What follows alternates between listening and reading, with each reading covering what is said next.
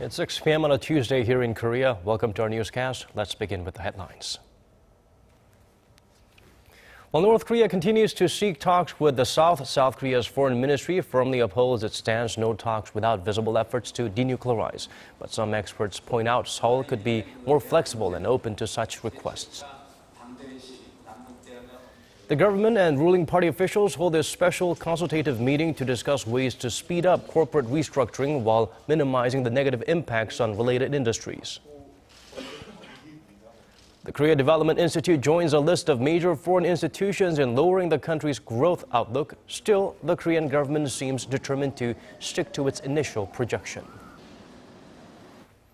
Seoul's foreign ministry reaffirmed dialogue cannot happen unless North Korea shows efforts to denuclearize. It also stressed Pyongyang knows exactly what that means. Meanwhile, the reclusive regime continues to face mounting pressure from other countries, including China, where a North Korean official is said to have been deported in line with UN sanctions. Kwon So-hwa has our top story. The South Korean Foreign Ministry is standing firm and says there will not be any talks with North Korea unless the regime shows sincere efforts to denuclearize. A ministry spokesperson reiterated this on Tuesday in response to concerns that Seoul's strategy for dealing with the North may need some more flexibility. It's a notion that's been spreading since Seoul rejected Pyongyang's most recent proposal of military talks. Inter-Korean dialogue has been suspended since working-level talks were held last December. If we give out any specific guidelines on denuclearization, it could be seen as a precondition. North Korea itself should know what's meant with efforts in denuclearization. Spokesman Cho also said that recent trips by North Korean officials to countries like Cuba and Africa are seen as attempts by the regime to de-isolate itself from the rest of the world and shake off sanctions. On top of unilateral sanctions imposed by Switzerland, the EU and Russia, the North's closest ally China also seems to be ramping up pressure on the regime, as it has reportedly deported a North Korean diplomat who was residing in the country. Seoul's foreign ministry assumes the move is in line with the UN Security Council's resolution, as the official's name is believed to be on the UN's blacklist. Kwon So-hwa, Arirang News. South Korea confirmed another group of defectors from a North Korean-run restaurant in China, the second such case in less than 2 months. Some experts say this recent defection case may also be a result of tougher UN sanctions against a communist state. The attention now shifts to Seoul, how it will plan to deal with this recurring issue this time around. Connie Kim tells us more. South Korea has confirmed the latest news report that claimed a group of North Koreans working at a Chinese restaurant has defected. It is a fact that 3 North Koreans escaped from an overseas North Korean restaurant. Seoul's confirmation comes after local media reported Monday that 2 or 3 North Koreans escaped from a North Korean restaurant in Shanghai. The report said the defectors are women in their 20s and have been staying at an undisclosed East Asian nation since last week. However, Seoul said it cannot confirm how many or where they escaped from, considering the safety of the defectors and diplomatic relations with other nations. This marks the second group defection in less than 2 months after 13 North Koreans defected from a Chinese restaurant in Ningbo. Seoul at the time said the decision to announce a defection as a mass defection was unprecedented, considering UN sanctions on Pyongyang were in full swing. Experts say this defection may also be a result of the strongest UN sanctions on the North to date. North Korean sanctions have been imposed since March, but I think it's too early to say if the defection will lead to overall change or the regime's collapse. Many North Korea watchers say similar cases are likely to occur in the future, which puts the spotlight on Seoul and how it will deal with the issue. If defectors do make their way into South Korea, the focus will be on whether Seoul opts to disclose any details following the government's rare press briefing last month regarding the mass defection. Connie Kim, Arirang News. Turning now to President Park Geun-hye's trip to 3 African nations. In addition to upgrading diplomatic and economic ties, the visits are expected to pave the way for increased military cooperation, which may be the key to disrupting North Korea's military networks in Africa. Kim Min-ji has more on the tour that begins Wednesday. Military cooperation between South Korea and Africa is expected to pick up steam following President Park Geun-hye's trip to the continent.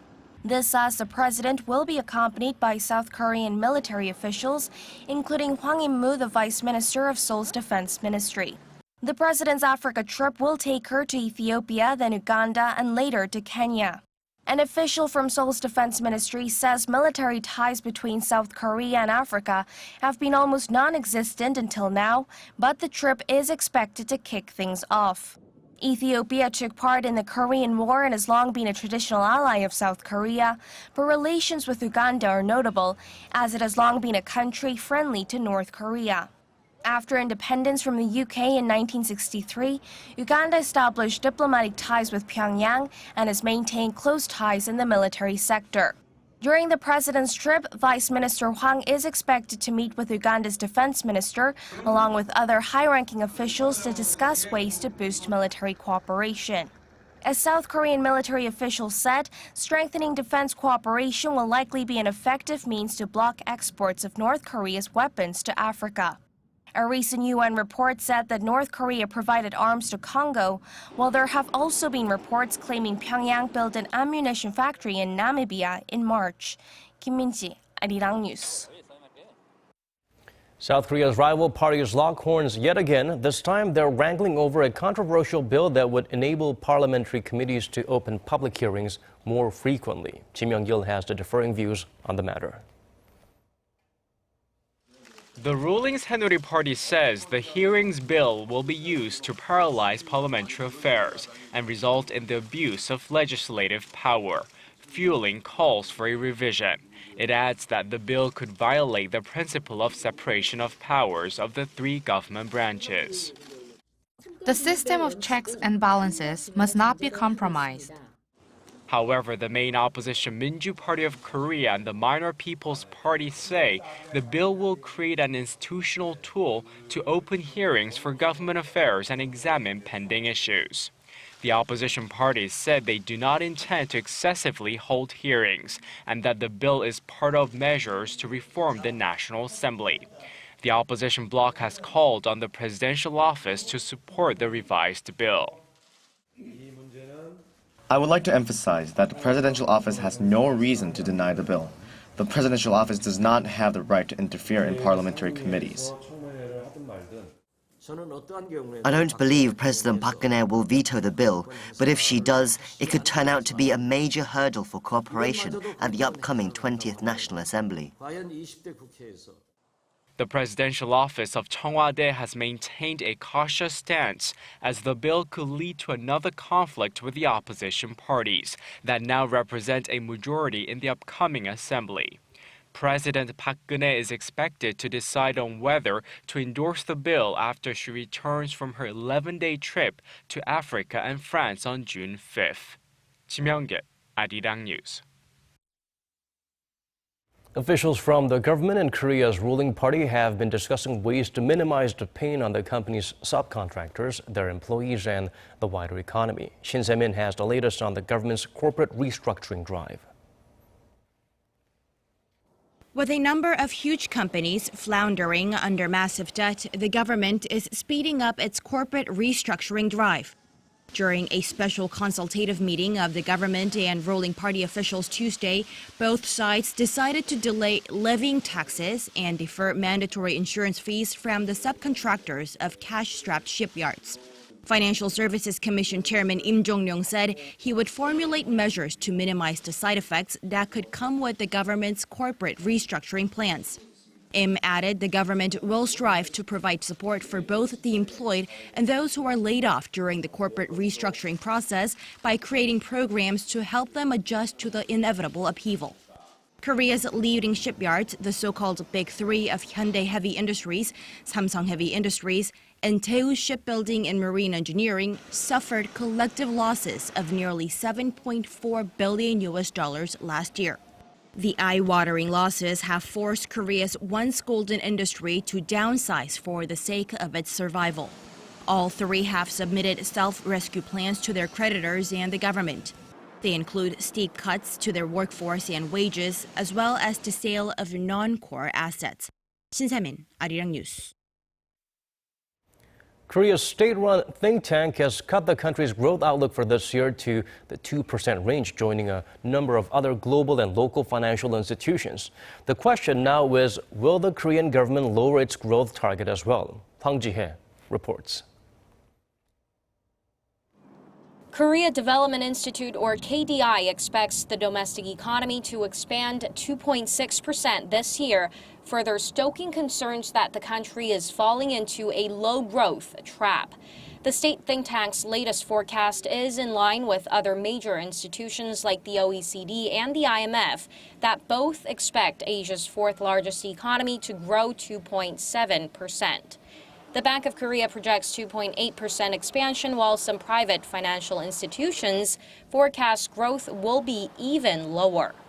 KDI cites slowing exports prompted by slumbering global demand and a constraint in spending due to longer life expectancies as reasons for the downgrade. It also pointed to the corporate restructuring push as a major uncertainty that could further slow the economy. From now on, the restructuring of ailing companies is a critical issue, so all macroeconomic policies should directly and indirectly support the overhaul of the firms. The director added that related parties will have to share the burden of losses incurred in the process of restructuring, and fiscal support should be drawn up as a last resort. The institute also called for a more expansionary monetary policy, as it would help buffer possible shocks stemming from the shakeup. And facing more uncertainty of massive job losses as the restructuring drive gains momentum, speculation is mounting that the government might also lower its growth forecast to the 2% range next month when it releases its economic policy for the second half of the year. Still, some experts say the government will want to hold on to its 3.1% growth projection as it acts more like a target for the economy. Hwang Ji-hye, Arirang News.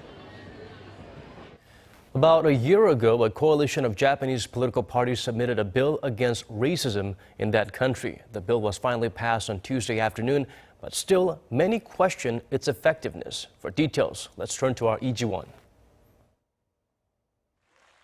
The Japanese Diet passed a bill at countering hate speech during the current session that ends June 1 on Tuesday.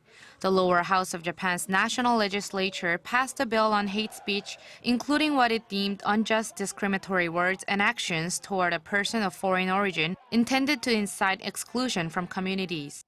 A number of xenophobic rallies by nationalist groups began to take place around 2013, many targeting ethnic Koreans and urging the Japanese government to cut diplomatic ties with Korea. The two countries have a sensitive relationship stemming from Japan's crimes during its colonization of Korea and sexual enslavement of women in World War II. In 2014, UN Committee on the Elimination of Racial Discrimination urged Japan to take appropriate measures in restricting abuses towards minorities in the country. But the country refused to establish a law on hate speech, citing freedom of expression under the nation's constitution. But with anti-racism groups and politicians battling racial discrimination, the hate speech bill was submitted by the major coalition ruling party in May 2015, before finally being passed. Some experts, however, are skeptical whether it will be effective. The law limits the coverage to legal minorities in the country, which further discriminates against people like temporary workers. The law may prove to be ineffective as it does not yet include punishment, including fines or jail time for hate speech. The expert added that in order to stamp out racial discrimination, the Japanese government must specify penalties for violating the law and promote its enactment. Lee Ji-won, Arirang News. Let's switch over to a different story now. The 2016 Korea International Broadcast Audio and Lighting Equipment Show, or KOBA, begins today at the KOBA Center in Seoul. Professionals and curious visitors from around the globe continue to flood the venue. Our Kim Jung-soo introduces us to the event featuring some of the most advanced media technologies in the world. This year is the 26th edition of the Korea International Broadcast Audio and Lighting Equipment Show. It opened under the theme of broadcasting touching your emotion at COEX Hall in the center of Seoul Tuesday. The show was sponsored by government agencies such as the Science Ministry and the Trade Ministry, and Korea's main broadcasting stations including Arirang TV. The goal of the event is to serve as a platform where professionals from all around the world can showcase their latest media technologies, such as virtual reality, as well as exchange business ideas. In the past, people watched TV, and the whole experience was very one-sided.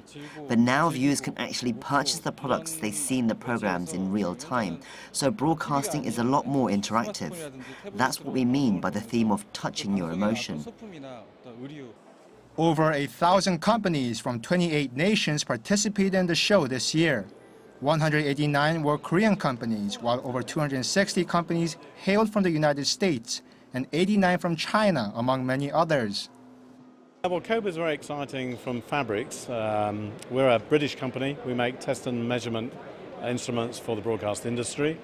We've got more and more success by coming to the show. So KOBA is probably one of the most important shows for this region. Very sophisticated marketplace and broadcasters getting to know our products. The show coincides with President Park's latest efforts to realize the economic potential of Korean culture, with the groundbreaking ceremony for the K-Cultural Valley at Kintex in Ilsan, Gyeonggi Province, that took place on May 20th. Visitors discovered just how creative media content could be when utilizing state-of-the-art technology. I was always interested in VR, so it was great to come here and actually check it out for myself. I hope there are more shows like this in the future for students.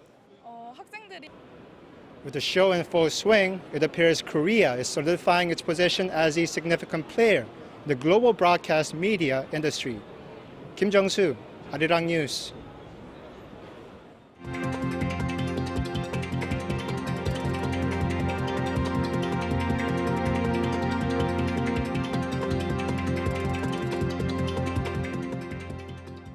That's all from us at this hour. As always, thank you for watching.